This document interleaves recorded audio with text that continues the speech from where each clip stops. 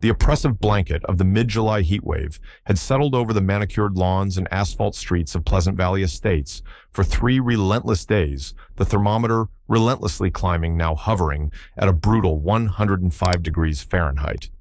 Inside his air-conditioned office at the State Department of Agriculture, David Chen, lead investigator for the Animal Transportation and Confinement Enforcement Division, was reviewing a harrowing report on a livestock transport negligence case, the details already making his stomach churn.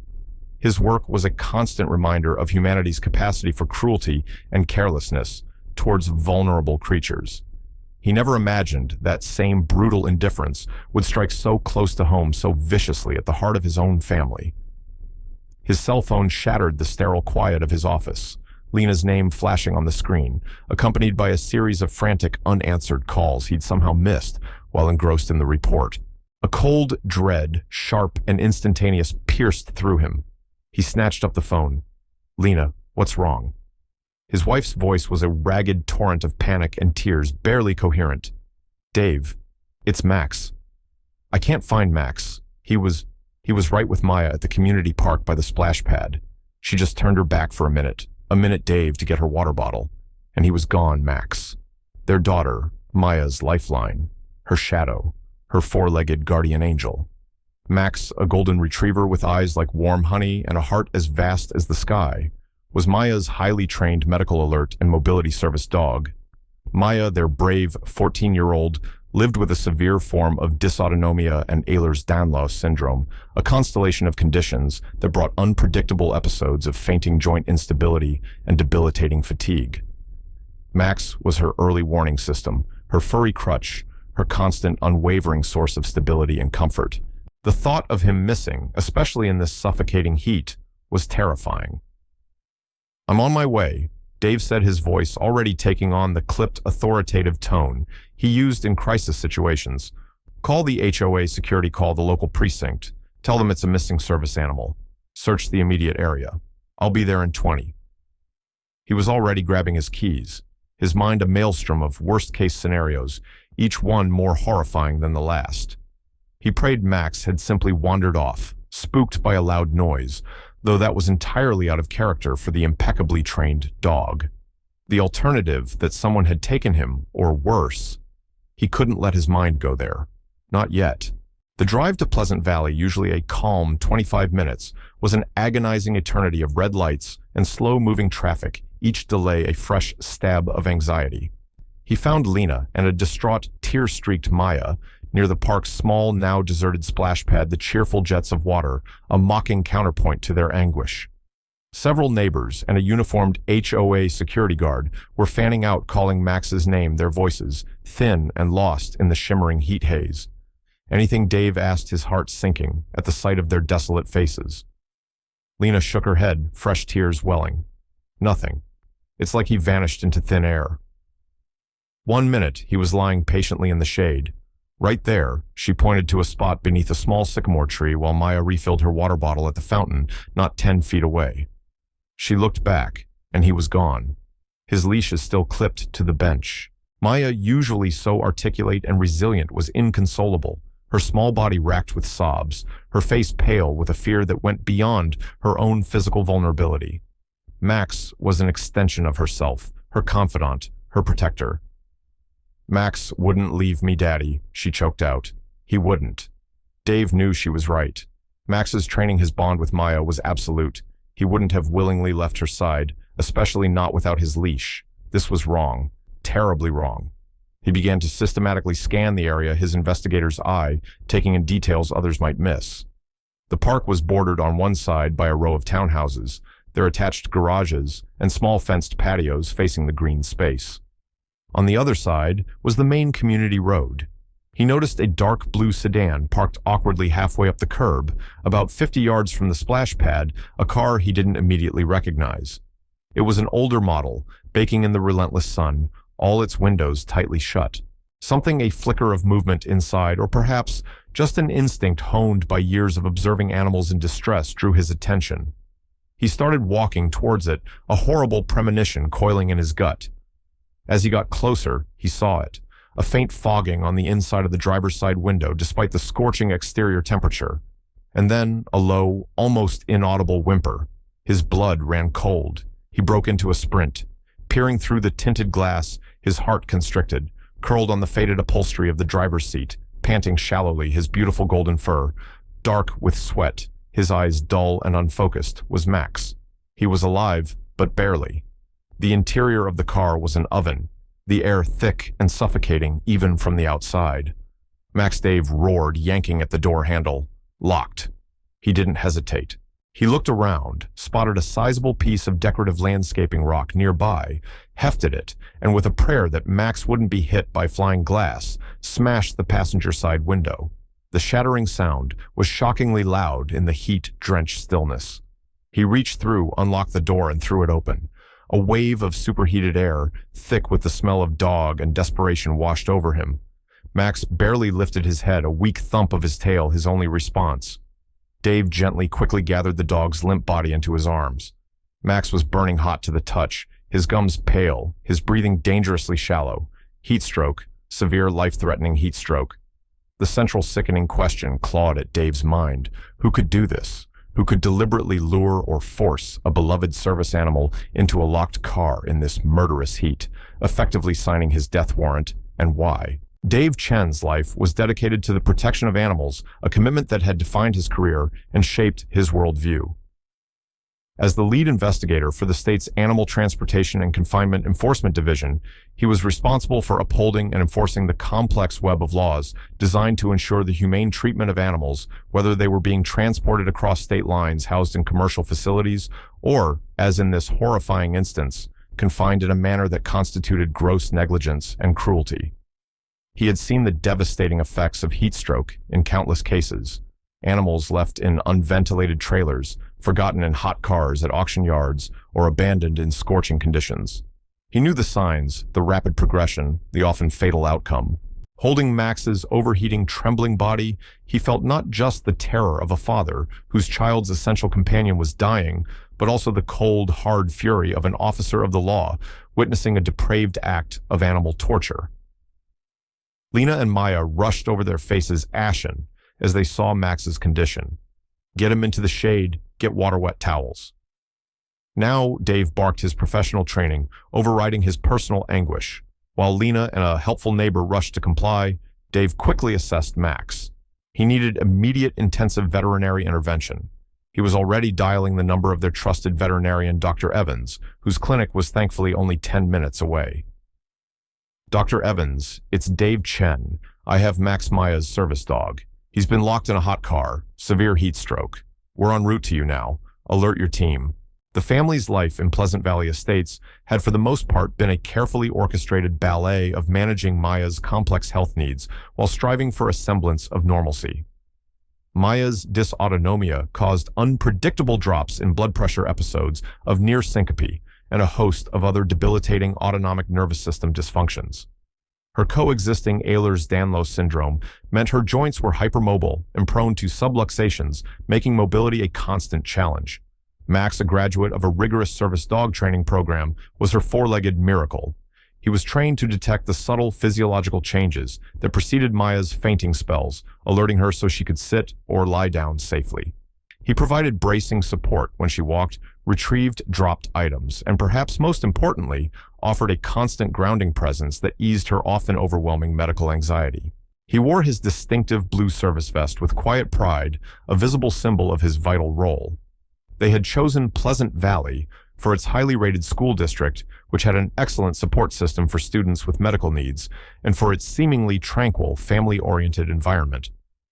They had, however, encountered one persistent, grating source of friction, Mrs. Karen Vance, the imperious and universally feared president of the Pleasant Valley Homeowners Association.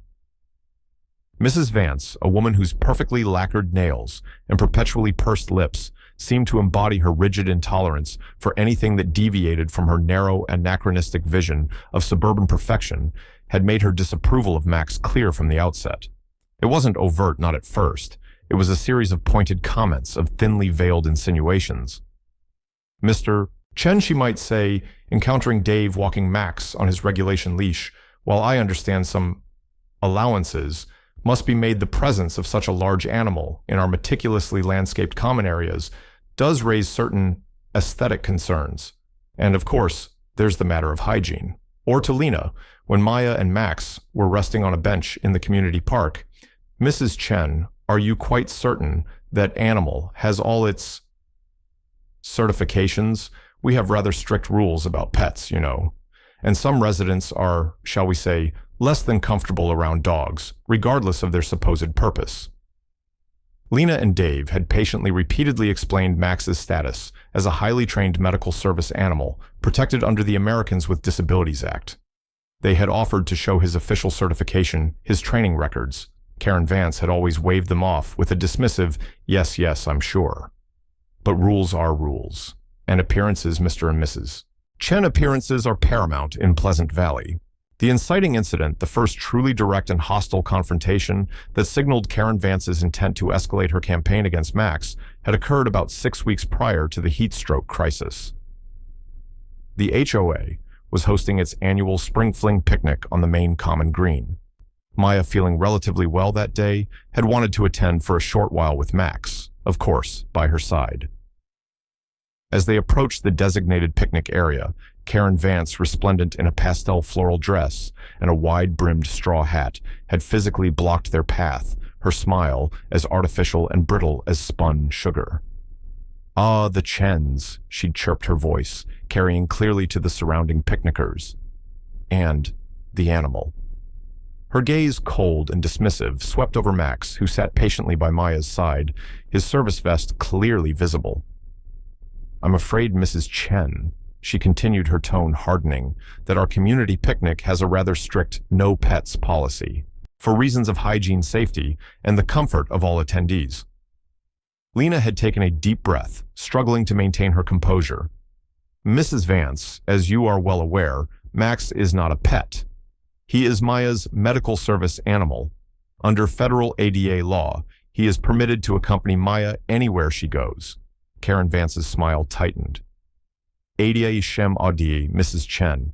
This is private property governed by HOA covenants, and our covenants clearly state no animals on the event lawn during organized community functions."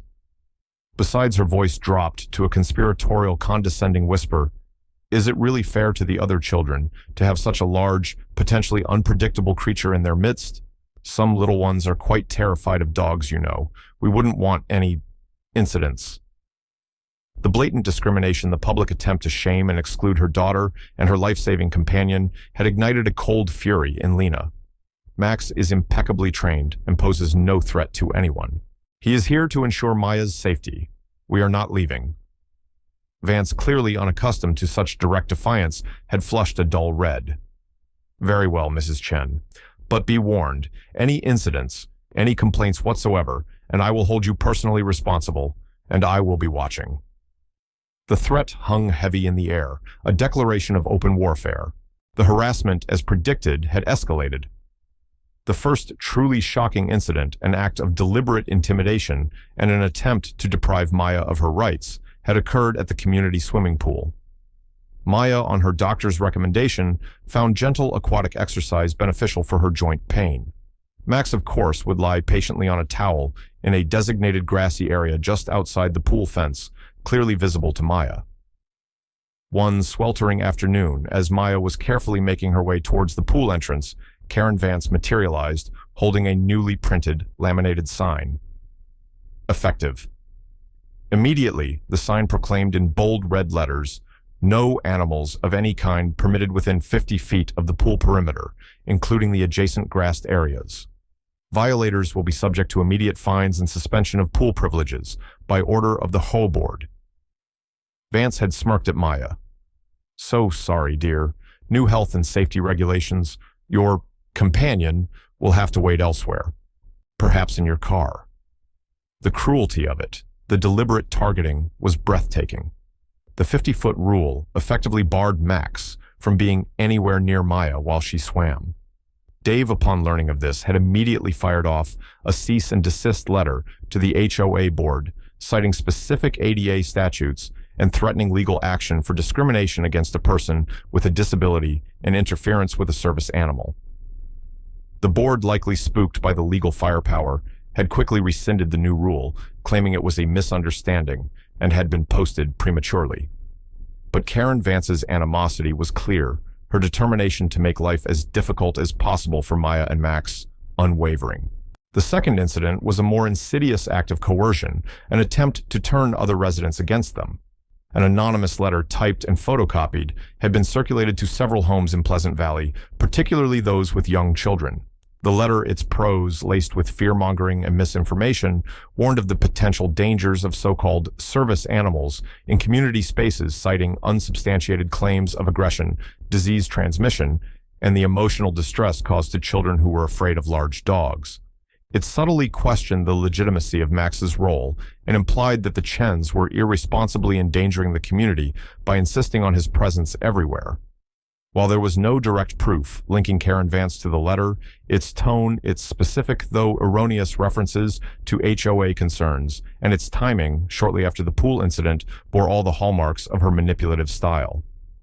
Several formerly friendly neighbors had suddenly become distant. Their interactions strained their children, inexplicably wary of Max. The campaign of psychological warfare was taking its toll, leaving Maya anxious and increasingly reluctant to venture into community spaces even with Max by her side. The Chens had begun to feel like pariahs in their own neighborhood, the promised tranquility of Pleasant Valley replaced by a constant low-level hum of hostility orchestrated by one vindictive woman. Now, as Dave gently sponged cool water onto Max's overheating body in the back of their SUV racing towards Dr. Evans' clinic, the image of Karen Vance's smug, hateful face flashed in his mind. Could she be capable of something this monstrous, deliberately trapping a dog, a service animal, no less, in a locked car in this lethal heat? It seemed almost too diabolical, too overtly criminal even for her. But her escalating pattern of harassment, her clear animosity towards Max, her obsessive need for control, it all painted a deeply disturbing picture. At the veterinary clinic, Dr. Evans and her team sprang into action. Max's internal temperature was critically high. They immediately started intravenous fluids cooling Blanket's oxygen. Every minute was critical. As Dave stood by, watching helplessly as the veterinary team fought to save Max's life, his mind, the cold, analytical part of him that had been trained to investigate and dissect crimes, began to work. He needed to know how Max had gotten into that car. He needed to know who had put him there. He called Detective Ramirez, the local officer who had responded to their initial 911 call from the park. Detective Dave set his voice tight with controlled emotion. "I need that blue sedan, the one Max was found in, treated as a crime scene. I need it secured, processed for any and all forensic evidence, fingerprints, hair fibers, anything, and I need a canvas of every house with a view of that car's location. Doorbell cameras, security systems, anything that might have captured who approached that vehicle, or Max this afternoon."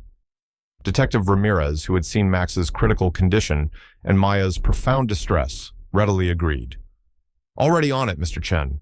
We're treating this as a potential felony animal cruelty case. You have my word." The agonizing wait at the veterinary clinic stretched for hours. Max was stabilized, but he was far from out of the woods. The heat stroke had caused significant internal stress, and he was at high risk for organ damage, neurological complications. Maya, her own health fragile, refused to leave his side, her small hand resting gently on his still too warm fur, whispering words of love and encouragement. Lena sat with her arm around her daughter, her face a mask of weary grief. Dave paced his mind a battlefield of fear for Max and a burning, consuming need for answers, for justice. Late that evening, Detective Ramirez called. "Mr. Chen," he said, his voice carefully neutral. "We may have something." One of the residents on Elm Street, Mrs. Albright, her security camera, one of those new high-resolution ones that covers her driveway, and a portion of the street, it picked up something interesting around the time Max went missing. This was the midpoint twist, the critical breakthrough. Mrs. Albright was an elderly, kind woman who lived 2 streets over from the park. Her camera caught a woman matching the description of your HOA president, Karen Vance, walking a golden retriever, also matching Max's description and distinctive service vest towards the area where that blue sedan was parked. The dog appeared to be reluctant. The woman was tugging firmly on a slip lead, not Max's usual leash. A few minutes later, the camera shows her walking back alone, looking rather flustered and glancing repeatedly over her shoulder. The timing is a direct match. Dave's blood turned to ice. Karen Vance. It was her.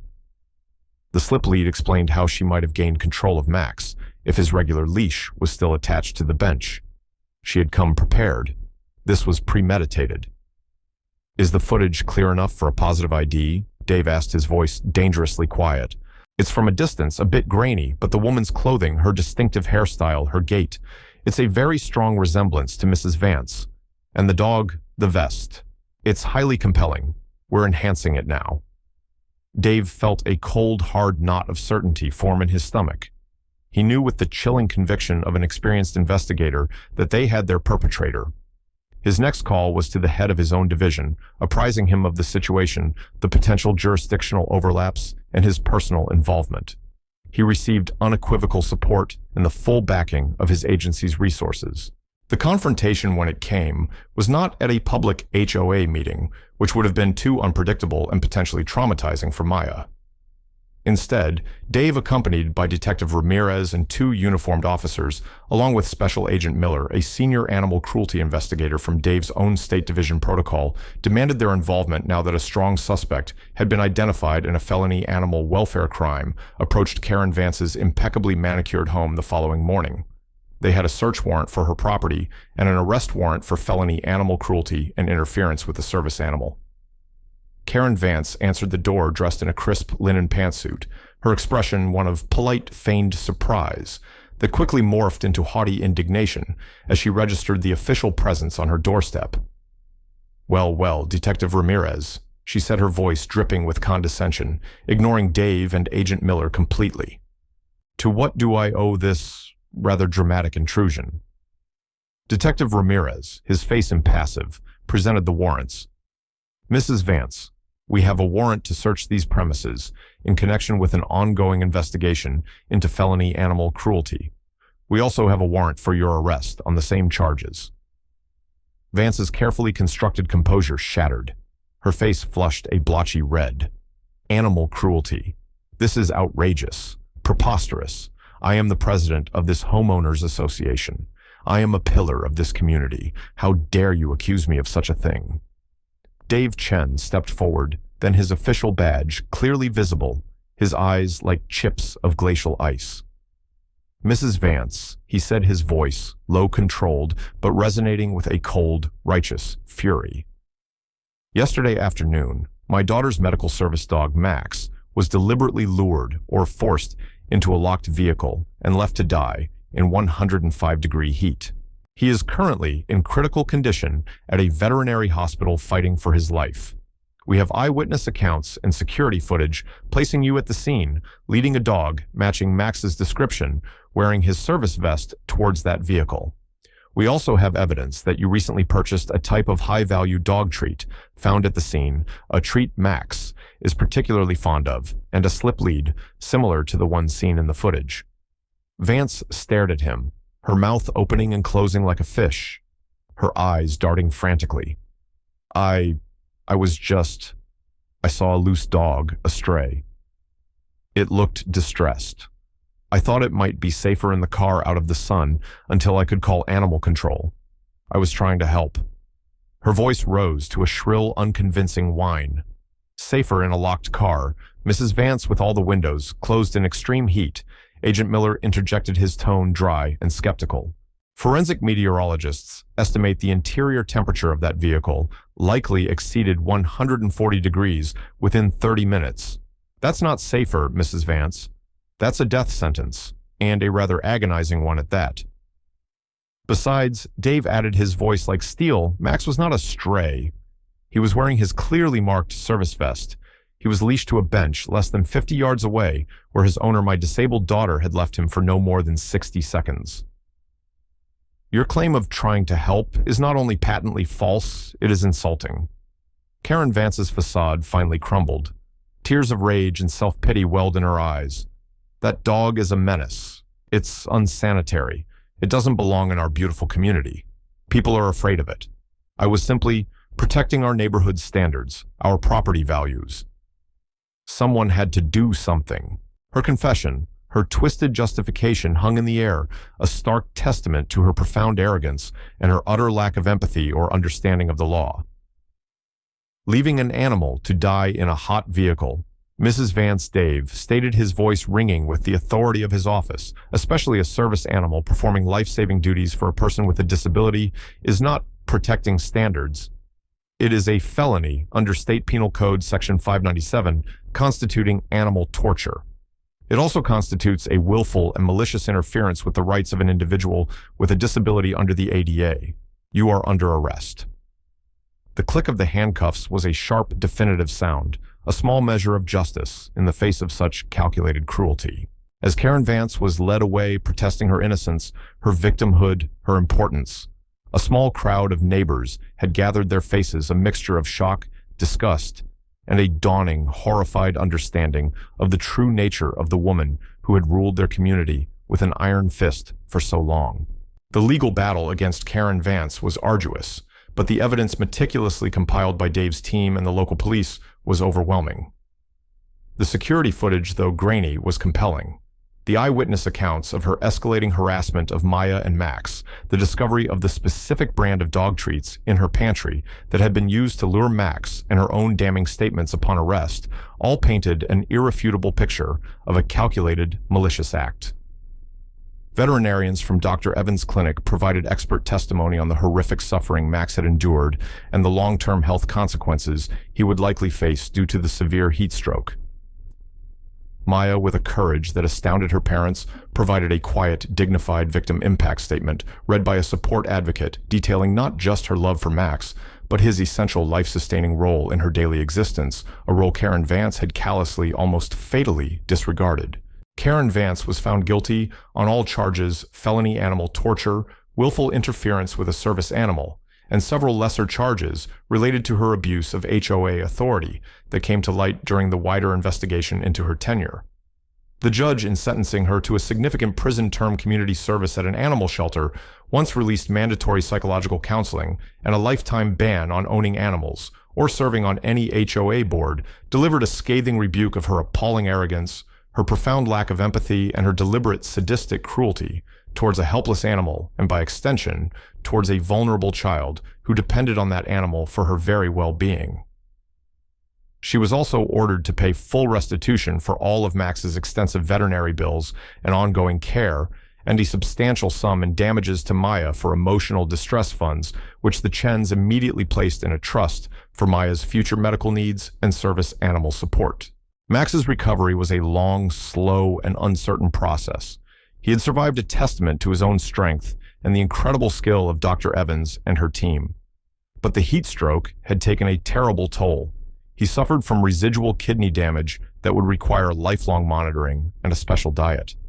He had developed a fear of enclosed spaces, particularly cars, and a heightened separation anxiety from Maya. There were days when Dave and Lena feared he might never fully regain his former vitality, his joyous spirit. But Maya, with her unwavering love and patience, became Max's healer, just as he had always been hers. She spent hours by his side, reading to him, grooming his recovering coat, taking him for short, gentle walks in the cool of the early mornings and late evenings. Slowly, painstakingly, the light began to return to Max's eyes. His tail began to wag, with something of its old enthusiasm. His playful barks, once silenced by his ordeal, started to echo through their home again. The Pleasant Valley community, shaken to its core by Karen Vance's arrest and conviction, underwent a profound transformation. The HOA was completely overhauled, its outdated discriminatory bylaws rewritten, its leadership replaced by a new board genuinely committed to fostering an inclusive, compassionate, and respectful environment for all residents, human and animal alike. They organized educational seminars on service animal laws and disability awareness. Neighbors who had once been intimidated into silence or complicity by Karen Vance's reign of terror now reached out to the Chens with heartfelt apologies, offers of support, and acts of genuine kindness. The park, once a place of fear and trauma for Maya, became a symbol of healing as residents made a point of welcoming her and Max, ensuring they always felt safe and cherished.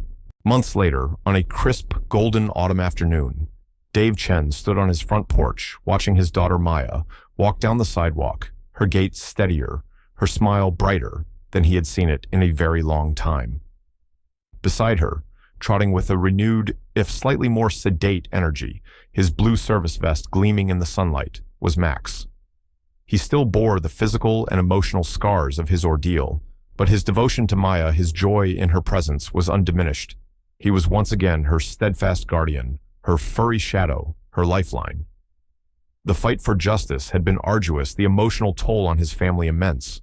But as Dave watched them, a girl and her dog, two resilient spirits bound by an unbreakable bond of love and mutual reliance, he knew that every agonizing moment, every sleepless night, every ounce of his professional skill and personal resolve poured into bringing Karen Vance to account had been worth it. The law, he reflected, was more than just a set of statutes. It was a shield for the vulnerable, a voice for the voiceless, a tangible expression of a society's commitment to compassion and decency. And today, in the quiet, healing streets of Pleasant Valley, that commitment, that decency, that justice felt very real indeed. The lingering echo was not of pain or fear, but of his daughter's quiet laughter, mingling with the happy jingle of her service dog's tags, a symphony of resilience, hope, and hard-won peace.